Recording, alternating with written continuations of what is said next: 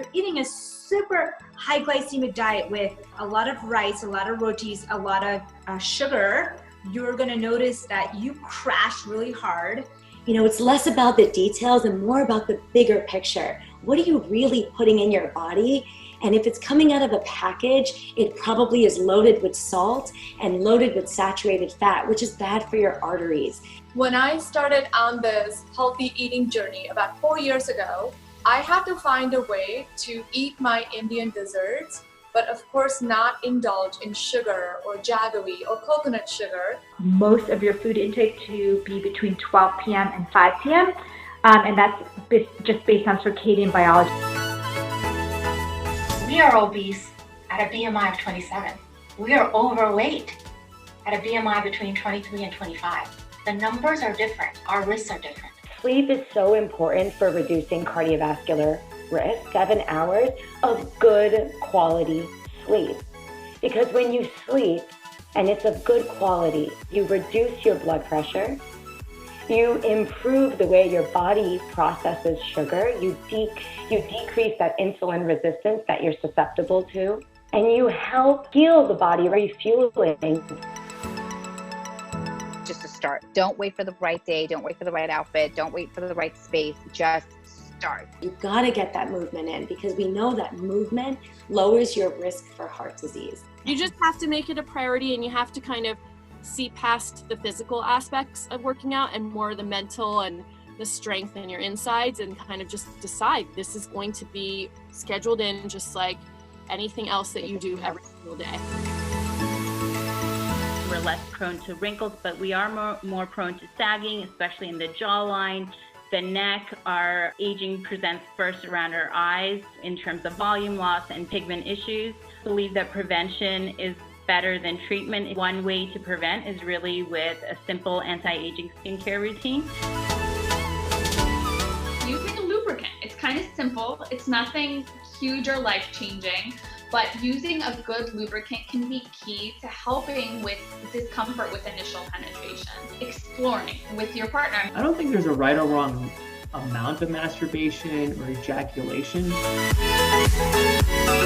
Keep a diary or a log. If you eat something and you notice right away that inflammation, just keep a log of it and see if there's a pattern. And that way you can adjust it, because truly there's so many components to PCOS. Is it really safe for me not to have a period? Like, that seems like unsafe. It seems very natural for me to have a period. And I will tell you that if you're on birth control and you're not having periods, it's actually very, very safe. If you feel something, say something, get it worked up. If you feel something, it won't always be breast cancer, but again, bring it up to your doctor again. It's really hard for our communities to open up. There's so much that tends to be behind and beneath anger. I think sometimes there's shame, sometimes there's guilt, sometimes there's that feeling of not being appreciated or heard. This feeling is something that's coming from the outside. Like, this is something that our culture has put on us as women. The guilt is sort of like this check engine light that's just always going, but it's not an accurate sensor. As a South Indian Muslim, I have a double whammy of conservatism. Number one, my parents, came here in '66, and my parents started looking for boys the minute I hit 18. My grandmother was 14 years old when she was married. My mother was 17. I made it to 20. One of the most difficult days in my life. There's people who have gone through the same thing, and I really want them to understand that, they're not alone, So managing your stress in life can go a long way for so many ailments. Make yourself a priority because you deserve it. Like, you've worked hard and you're worth it. Like, just go for it. And I think one place where women get really stressed out is when they feel like, oh my gosh, this certain person does all this. They cook, they clean, they spend time with their kids, they're an excellent mom, they're working full time, they have a great marriage. And the truth is, you can't do all of those things and put all of that pressure on yourself.